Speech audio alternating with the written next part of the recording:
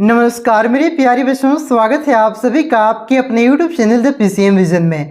प्यारे बच्चों, आज की इस वीडियो में हम लोग क्लास 12 ज्योग्राफी के मोस्ट VVI MCQ प्रश्नों को डिस्कस करेंगे, जो कि आप सभी के 28 मार्च को होने वाले बोर्ड एग्जाम की दृष्टि से काफ़ी ज़्यादा इंपॉर्टेंट है और यहाँ से बहुत सारे प्रश्न आप सभी के बोर्ड परीक्षा में डायरेक्ट देखने को मिलेगा। तो वीडियो पर आप लोग अंत तक बने रहें और चैनल पे पहली बार आए हैं तो चैनल को सब्सक्राइब जरूर कीजिएगा, क्योंकि इस चैनल के माध्यम से आप लोग क्लास 12 आर्ट्स की फुल तैयारी कर सकते हैं। तो चलिए शुरू करते हैं और डिस्कस करते हैं एक एक करके सारे प्रश्नों को। तो पहला क्वेश्चन है कि निम्नलिखित में से किसका अध्ययन आर्थिक भूगोल के अंतर्गत नहीं किया जाता है। तो जो चिकित्सा भूगोल है, चिकित्सा भूगोल का अध्ययन आपका आर्थिक भूगोल के अंतर्गत नहीं किया जाता है।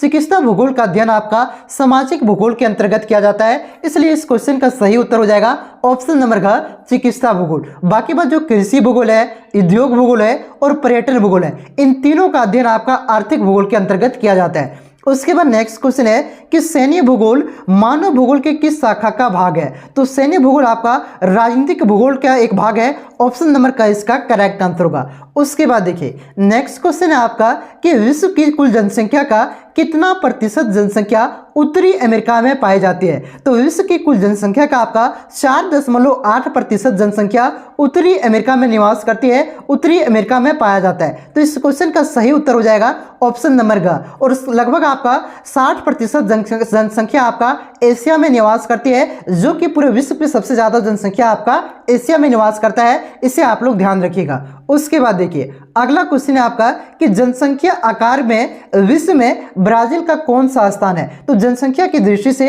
विश्व में ब्राजील आपका 5वां स्थान है। ऑप्शन नंबर ख इसका करेक्ट आंसर होगा। चौथा स्थान पे आपका इंडोनेशिया है, छठा स्थान पे आपका पाकिस्तान है और 7वां स्थान पे आपका नाइजीरिया है। इसे भी आप लोग ध्यान रखिएगा। बाकी बस पहला स्थान पे कौन है आप लोग कमेंट करके जरूर बताइए। उसके बाद देखिए अगला क्वेश्चन है आपका कि जनसंख्या वितरण को प्रभावित करने वाला कौन सा कारक है। तो पहला ऑप्शन आपका भू आकृति, ये भी आपका जनसंख्या वितरण को प्रभावित करता है। दूसरा ऑप्शन आपका जल की उपलब्धता, ये भी जनसंख्या वितरण को प्रभावित करता है। और तीसरा ऑप्शन आपका जलवायु, यानी कि ये तीनों आपका जनसंख्या वितरण को प्रभावित करता है। इसलिए इस क्वेश्चन का सही उत्तर हो जाएगा इनमें से सभी, ये सभी आपका जनसंख्या वितरण को प्रभावित करता है। उसके बाद देखिए अगला क्वेश्चन है आपका कि ईसा की पहली शताब्दी में विश्व की जनसंख्या कितनी थी। तो पहली शताब्दी में आपका विश्व की जनसंख्या 30 करोड़ से कम थी, यानी कि लगभग 30 करोड़ के आसपास था। तो ऑप्शन नंबर का इसका करेक्ट आंसर होगा। उसके बाद देखिए अगला क्वेश्चन है आपका कि थॉमस माल्थस ने अपने सिद्धांत को किस वर्ष प्रतिपादित किया। तो थॉमस माल्थस ने अपने सिद्धांत को 1798 में प्रस्तुत किया था। ऑप्शन नंबर ख इसका करेक्ट आंसर होगा। उसके बाद देखिए अगला क्वेश्चन है आपका कि जनसंख्या वितरण को प्रभावित करने वाला कौन सा प्रमुख आर्थिक कारक है। तो जो आपका खनिज है, ये जनसंख्या वितरण को प्रभावित करने वाले प्रमुख आर्थिक कारकों में से एक है। इसलिए इस क्वेश्चन का सही उत्तर ऑप्शन नंबर घ हो जाएगा खनिज। खनिज के अलावा आपका नगरीकरण, औद्योगिकरण, ये सभी आपका प्रमुख आर्थिक कारक है जो जनसंख्या वितरण को प्रभावित करता है। इसे भी आप लोग ध्यान रखिएगा। उसके बाद देखिए अगला क्वेश्चन है आपका कि जन्म और मृत्यु के अतिरिक्त जनसंख्या आकार को परिवर्तित करने वाले कारक हैं। तो जन्म और मृत्यु के अतिरिक्त आपका प्रवास, अप्रवास और उत्प्रवास। अप्रवास और उत्प्रवास आपका प्रवास का एक प्रकार है, ठीक है, मतलब उसी का एक पार्ट है। तो ये सब भी आपका क्या करता है, जन्म और मृत्यु के अतिरिक्त आपका जनसंख्या आकार को परिवर्तित करता है। इसलिए इस क्वेश्चन का सही उत्तर हो जाएगा आपका ऑप्शन नंबर घ, इनमें से सभी। उसके बाद देखिए अगला क्वेश्चन है आपका कि 2025 ईस्वी तक विश्व की जनसंख्या लगभग कितनी हो जाएगी। तो 2025 ईस्वी तक विश्व की जनसंख्या लगभग 800 करोड़ हो जाएगी। ऑप्शन नंबर ग इसका करेक्ट आंसर होगा। उसके बाद देखिए नेक्स्ट क्वेश्चन है आपका कि विश्व के कितने देशों का लिंगानुपात प्रतिकूल है। प्रतिकूल लिंगानुपात का मतलब ये हुआ कि उस देशों में पुरुषों की तुलना में महिलाओं की जनसंख्या बहुत ही कम है। तो ये ऐसे कितने देश हैं, तो ऐसे 72 देश हैं जिनकी लिंगानुपात प्रतिकूल है। इसलिए इस क्वेश्चन का करेक्ट आंसर हो जाएगा 72, ऑप्शन नंबर का। उसके बाद देखिए नेक्स्ट क्वेश्चन है आपका कि निम्नलिखित में से किस देश का आयु लिंग पिरामिड घंटी के आकार का है। तो ऑस्ट्रेलिया का आयु लिंग पिरामिड आपका घंटी के आकार का है। ऑप्शन नंबर का इसका करेक्ट आंसर होगा ऑस्ट्रेलिया। उसके बाद देखिए अगला क्वेश्चन है आपका कि विकसित देशों में कौन सी क्रियाएं सबसे कम की जाती है। विकसित देशों का मतलब हुआ जैसे आपका अमेरिका हो गया, ब्रिटेन, फ्रांस, जर्मनी, यूरोप के जितने भी देश हैं सारा आपका विकसित देशों की कैटेगरी में आते हैं, ठीक है। तो विकसित देशों में सबसे कम आपका प्राथमिक क्रियाएं की जाती है, सबसे कम प्राथमिक क्रियाएं की जाती है। तो ऑप्शन नंबर का इसका करेक्ट आंसर होगा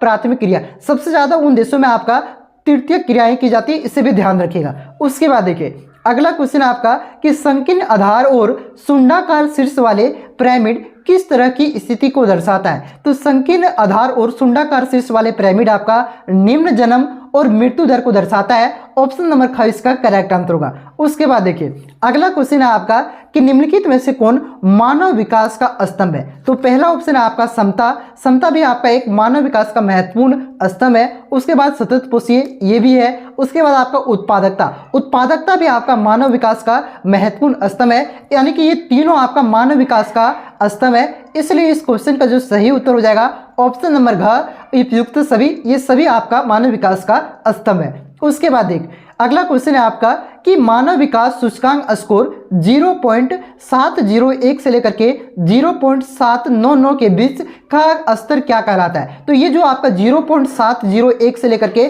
0.799 के बीच का जो स्तर होता है ये आपका उच्च सूचकांक कहलाता है। ऑप्शन नंबर ख इसका करेक्ट आंसर होगा। भारत आपका मध्य सूचकांक में आता है, यानी कि जो आपका मानव विकास का मध्य सूचकांक है मध्य स्तर के सूचकांक में आता है, इसे भी ध्यान रखिएगा, ठीक है। उसके बाद देखिए उस सूचकांक वाले देश में आपका आता है जैसे नॉर्वे हो गया, पहला नंबर में आता है, ठीक है। जो भी यूरोपीय देश है ये आपका उस सूचकांक वाले देश में आता है, मानव विकास की सूचकांक में, युद्ध सूचकांक में, ठीक है।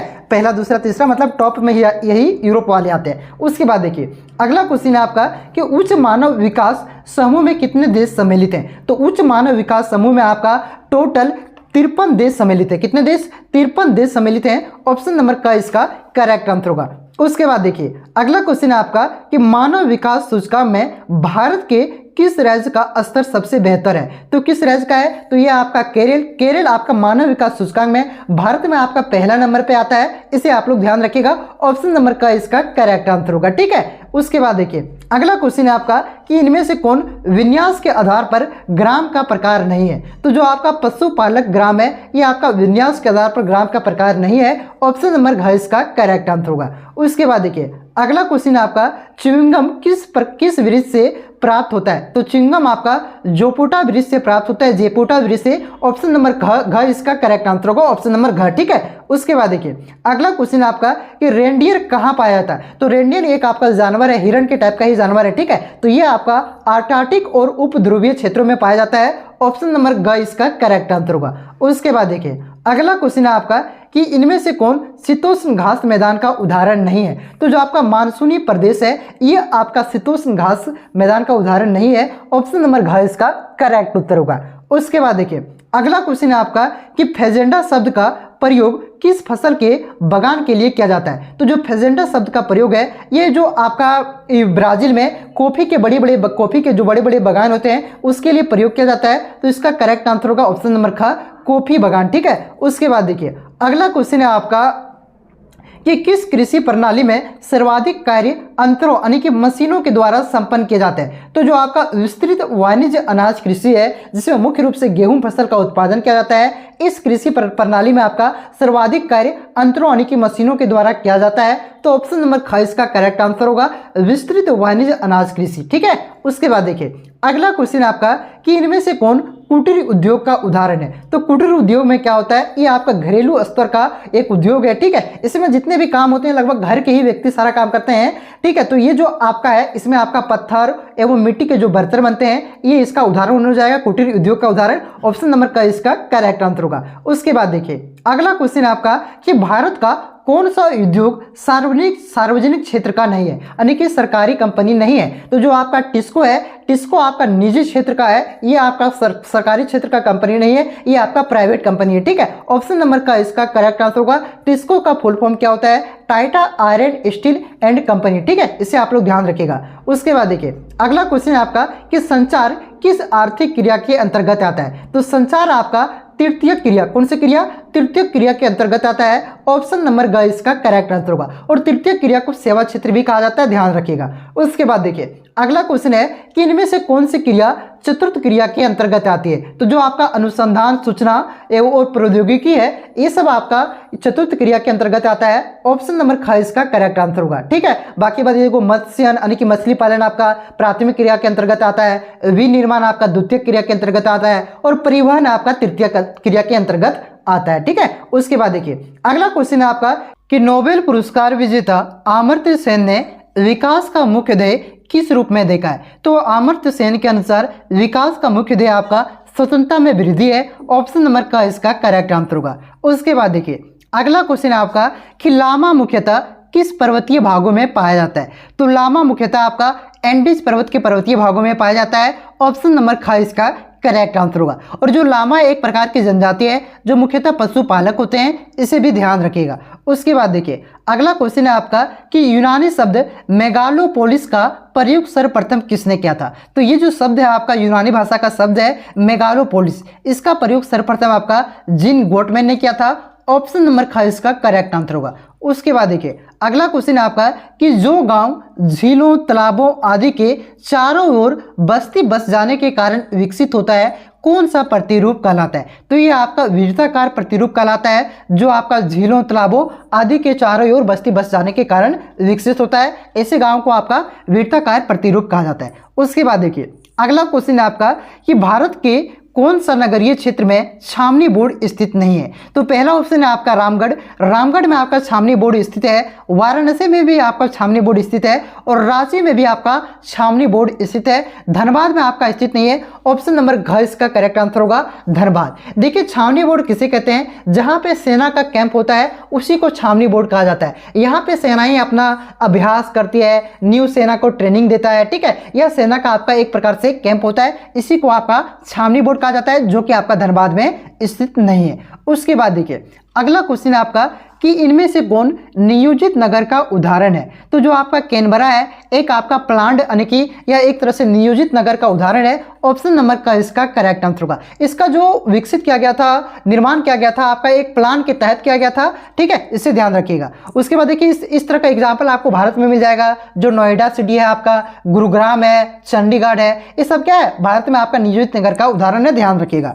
उसके बाद देखिए अगला क्वेश्चन है कि मर्काटो विकसित बाजार किस महादेश में स्थित है। तो ये आपका अफ्रीका महादेश में स्थित है, और ये अफ्रीका महादेश का आपका सबसे बड़ा बाजार है, इसे ध्यान रखिएगा। तो इस क्वेश्चन का सही आंसर हो जाएगा अफ्रीका। उसके बाद देखिए अगला क्वेश्चन है आपका कि अफ्रीका की राजधानी कैनबरा नगर की योजना किसने बनाया था। तो ये बनाया था आपका वाल्टर बर्ली ग्रिफिन ने। किसने? वाल्टर बर्ली ग्रिफिन ने आपका ऑस्ट्रेलिया की राजधानी कैनबरा नगर की योजना बनाई थी। ऑप्शन नंबर ग इसका सही उत्तर होगा।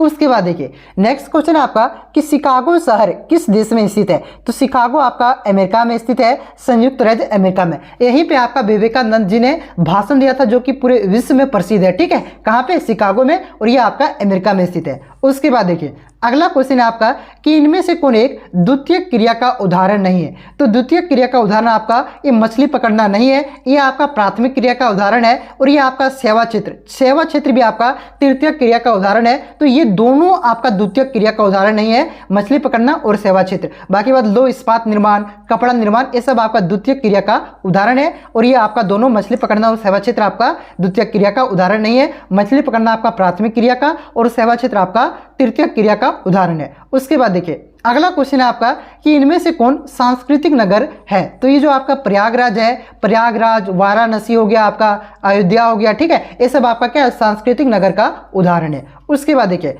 अगला क्वेश्चन है आपका कि अमूलवादी यानी कि रेडिकल विचारधारा में ने निर्धनता के कारण बंधन और सामाजिक असमानता को व्याख्या के लिए किसके सिद्धांत पर का प्रयोग किया है। तो ये आपका मार्क्स के सिद्धांत का प्रयोग किया है। ऑप्शन नंबर का इसका करेक्ट आंसर होगा। तो यहाँ पे मैंने ज्योग्राफी के 40 क्वेश्चन आप सभी को करवाया, जो कि आप सभी के बोर्ड एग्जाम की दृष्टि से काफ़ी ज़्यादा इंपॉर्टेंट है, और यहाँ से बहुत सारे क्वेश्चन आप सभी के बोर्ड एग्जाम में देखने को मिलेगा। तो यह वीडियो आपको कैसा लगा कमेंट करके जरूर बताइएगा। क्या इस प्रकार का वीडियो और आपको चाहिए वो भी कमेंट करके बताइएगा, और चैनल पे पहली बार आए हैं तो चैनल को सब्सक्राइब जरूर कीजिएगा। वीडियो अच्छा लगा तो वीडियो को लाइक करना है आपको, और जितना हो सके दोस्तों में आप लोग शेयर कीजिएगा, ताकि मुझे भी फायदा हो, मुझे मोटिवेशन मिले। ठीक है, नेक्स्ट वीडियो आपको किस टॉपिक किस सब्जेक्ट का चाहिए कमेंट करके जरूर बताइएगा। मिलते हैं नेक्स्ट वीडियो में, तब तक के लिए जय हिंद, जय भारत, जोहार झारखंड।